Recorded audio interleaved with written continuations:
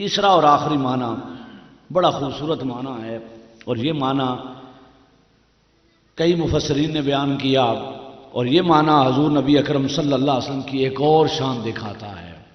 فرمایا انما انا بشر مثلکم، کہ میں تمہاری مثل بشر ہوں۔ کس بات میں تمہاری مثل ہوں؟ اب آگے آیت پڑھیں، یوحا الی انما الہکم الہ واحد، کہ مجھ پر وحی آتی ہے کہ میرا اور تمہارا خدا ایک ہے، تمہارا خدا ایک ہے، اللہ نے تمہارا معبود اللہ ہے، اور وہ ایک ہے، واحد ہے، تنہا ہے۔ اب اس بات کو سمجھنے کے لیے بھی میں تھوڑی دو چار باتیں آپ سے عرض کر رہا ہوں۔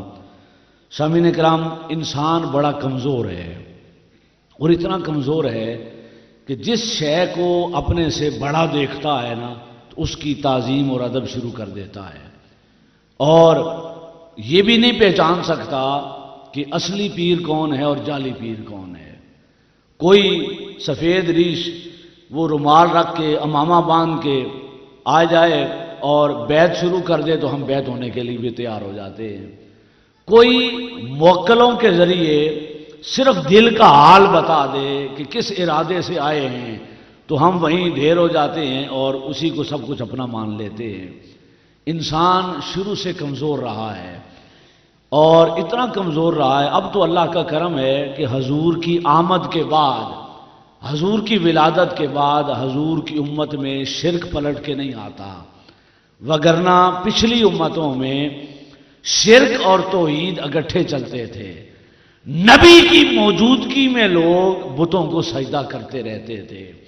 سامعین کرام، آدم علیہ السلام سے لے کر عیسیٰ علیہ السلام تک جتنے نبی آئے، لوگ انبیاء کی زندگی میں اور ان کے پردہ کرنے کے بعد کئی چیزوں کی عبادت کرتے رہے۔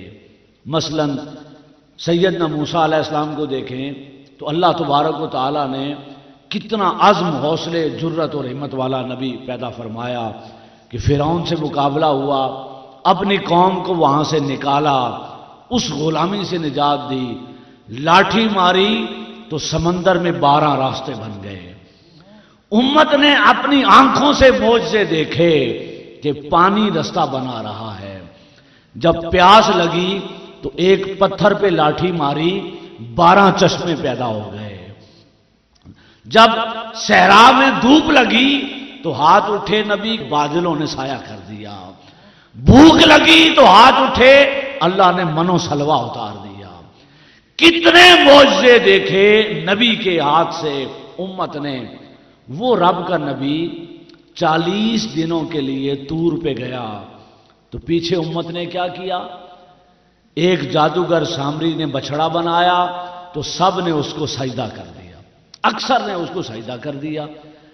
اللہ کا نبی اپنے ہاتھوں سے 20 معجزے دکھا چکا تھا اور انہیں مصر سے لے کے صحرا سینا تک لا چکا تھا۔ کتنے سالوں کی رب کے نبی نے صحبت دی، لیکن امت 40 دن کی غیر حاضری کے بعد بچڑے کی عبادت کرنے لگ گئی، اس کو سجدہ کرنے لگ گئی۔ کیا تھا بچڑے میں؟ بس سونے کا بنایا ہوا تھا، اور بنایا ایسے تھا کہ ہوا گزرتی تھی تو آواز آتی تھی، اور جبرائیل امین کے گھوڑے کے قدموں کی مٹی سامری نے اس کے منہ میں ڈالی تو آوازیں آنا شروع ہو گئیں۔ اب اس نے خدا بنوایا اور لوگوں نے سجدہ کیا۔ موسیٰ علیہ السلام واپس پلٹے تو دیکھا کہ کتنے افراد اس بچڑے کی عبادت کر رہے ہیں۔ اپنے بھائی ہارون پہ ناراض ہوئے، اللہ تبارک و تعالیٰ کے حضور توبہ کی تو رب نے فرمایا توبہ ایک شرط پہ قبول کروں گا، یہ جن نے سجدہ کیا ہے انہیں لٹا کے ذبح کر دو، قتل کر دو۔ میں نے اتنی نعمتیں دی، انہیں قید سے نکالا، انہیں صحرا میں پانی دیا، پانیوں سے نکال کر نجات دے کے یہاں لایا، میرے نبی کی موجودگی میں یہ شرک کر رہے ہیں، قتل کی سزا دے دی گئی ان کو۔ سامعین کرام، میں سمجھا یہ رہا ہوں کہ پچھلی امتیں کس کس کی عبادت کرتی رہی؟ بچڑے کی عبادت کرتی رہی۔ کوئی آگ کی عبادت کرتا رہا، کوئی سورج کو سجدہ کرتا رہا، کوئی درختوں کو سجدہ کرتا رہا، کوئی ہاتھ سے بنائے ہوئے بتوں کو سجدہ کرتا رہا، کوئی چاند کو اپنا معبود بناتا رہا۔ الغرض اللہ کی بنائی ہوئی تخلیقات کی لوگ کیا کرتے رہے؟ عبادت کرتے رہے۔ نبی آتے رہے، ہر نبی اعلان کرتا رہا اللہ کی توحید کا، لوگ اللہ کو سجدہ کرتے رہے، نبی پلٹ جاتا، پھر دوبارہ اس کی امت میں شرک بھی پلٹ آتا۔ سامعین کرام، وقت گزرتا گیا، یہ سارے جھوٹے خدا جو پچھلی امتوں نے معبود بنائے ہوئے تھے، جب حضور کا زمانہ آیا، آمنہ کے گھر حضور تشریف لائے، حضور نبی اکرم صلی اللہ علیہ وسلم نے اعلان نبوت فرمایا۔ حضور کے اعلان نبوت کے بعد اب شرک چھٹنا شروع ہو گیا۔ فتح مکہ ہوا تو آقا نے فرمایا جاء الحق وزہق الباطل، اب حق آ گیا اور باطل مٹا دیا گیا، اور ایسا مٹایا کہ آقا نے آخری خطبہ دیا اور فرمایا لوگو اب سن لو، میری امت میں شرک دوبارہ پلٹ کر نہیں آ سکتا۔ سامعین کرام، کیسے نہیں آ سکتا؟ کیوں لوگ دوبارہ بتوں کی عبادت نہیں کر سکتے؟ اس لیے کہ اللہ تعالیٰ نے یہ کیا کہ جتنے خدا پچھلی امتوں نے بنائے تھے، اللہ نے ان سارے خداؤں کو اکٹھا کر کے حضور کے قدموں پہ سجدہ کروا دیا۔ پچھلے سارے معبود اللہ نے حضور کے قدموں پہ سجدہ کروا دیا۔ لوگ درختوں کی عبادت کرتے تھے تو آقا کسی صحابی سے کہتے اس کھجور کے تنے کو کہو کہ مصطفیٰ بلا رہے ہیں، وہ جڑوں سمیت حضور کی بارگاہ میں آتا نہیں تھا، سجدہ کرتا تھا، حضور کی بارگاہ میں سجدہ ریز ہوتا تھا۔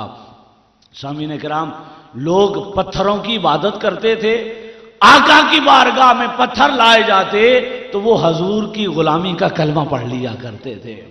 لوگ چاند کو معبود بناتے، کملی والے کا ہاتھ اٹھتا تو چاند کا سیرہ دو ہو جاتا، سینہ چر جاتا، وہ قدموں میں آ جاتا۔ لوگ سورج کو معبود سمجھتے تھے تو قربان جائیں، ابراہیم علیہ السلام نے جب نمرود سے کہا تھا کہ میرا رب وہ ہے کہ جو زندگی دیتا ہے اور موت عطا کرتا ہے، اس نے کہا یہ کون سا کام ہے، یہ تو میں بھی کر لیتا ہوں۔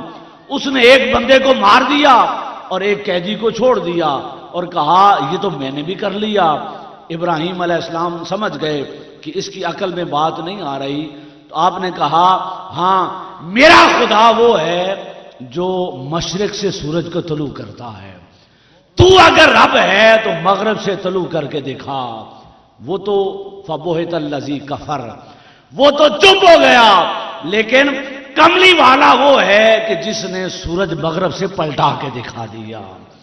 اور سورج کی عبادت کرنے والوں نے بھی دیکھا کہ ہم جس کو خدا مانتے ہیں وہ تو مصطفیٰ کا حکم مانتا ہے، ہم جسے سجدہ کرتے ہیں وہ تو رسول اللہ کو سجدہ کرتا ہے۔ جانور بکریوں نے سجدے کیے، اونٹوں نے سجدے کیے، بیلوں نے حضور کو سجدے کیے، بیڑیے نے حضور کے قدموں میں سر رکھے۔ الغرض وہ ساری مخلوقات جنہیں لوگ پچھلی امتوں میں خدا سمجھتے رہے، سارے کے سارے حضور کے قدموں میں سر جھکاتے رہے۔ جب ساری مخلوقات سجدہ کرتی رہی تو حضور کے غلاموں کے دل میں بھی آیا، ایک بار نہیں کئی بار سیدنا صدیق اکبر نے عرض کی یا رسول اللہ یہ جانور سجدہ کر رہے ہیں تو ہم بھی حقدار ہیں، ہم آقا آپ کو سجدہ کریں۔ دل چاہتا تھا کہ اس در اقدس پر سجدہ کیا جائے، حضور کی بارگاہ میں سر قدموں میں رکھا جائے۔ حضور روکتے رہے، بار بار جب کوئی اونٹ بیمار ہوتا حضور کو اطلاع دی جاتی، آقا جاتے تو بیمار اونٹ بھی حضور کے قدموں میں اپنا سر رکھ دیتا۔ پھر سے آپ عرض کرتے یا رسول اللہ ہمارا بھی دل کرتا ہے آپ کو سجدہ کرنے کا، اور ایک غلام نے تو کر بھی دیا، ایک غلام نے حضور کی بارگاہ میں سجدہ کر بھی دیا۔ شام کے سفر سے واپس پلٹے تو آ کے سیدھا حضور کی بارگاہ میں سجدہ کر دیا۔ آقا علیہ السلام نے اٹھایا، پوچھا یہ تم نے کیوں کیا؟ عرض کی آقا میں جن جن محلات اور علاقوں سے آ رہا ہوں وہاں اس ملک اور ریاست کے اندر حکمران لوگوں سے سجدے کرواتے ہیں، اگر وہ حقدار ہیں سجدہ کروانے کے تو آپ تو رب کے حبیب ہیں، آپ تو سب سے بڑھ کر حقدار ہیں، سجدہ آپ کو کیا جائے۔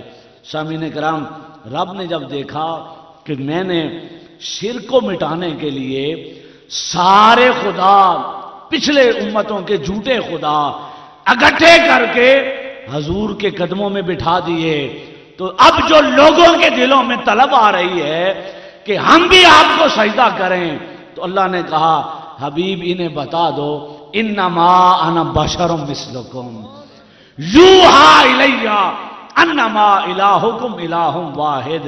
اے حبیب انہیں بتا دے کیا کہ میں تمہاری مثل بشر ہوں،